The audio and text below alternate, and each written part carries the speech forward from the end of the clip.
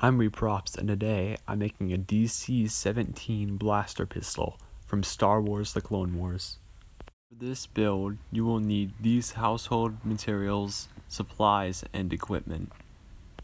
The first thing I did was cut out a couple copies of the rough shape of the blaster's profile with a small divot cut out of them. I glued all those together and glued in the barrel, squeezing the end of it shut.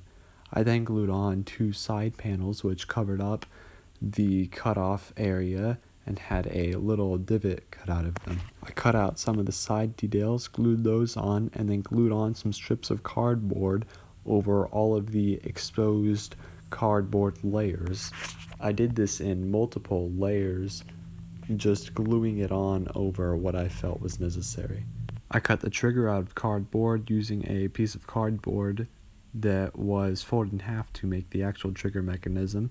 I then painted the whole thing black and then did some dry brushing with an old t-shirt and some silver spray paint, just hitting it on all of the high areas. Overall, I think this turned out pretty good. It's a nice small blaster and it fits pretty good in my hand. If you guys want to see more of my videos, be sure to like and subscribe. See you guys later.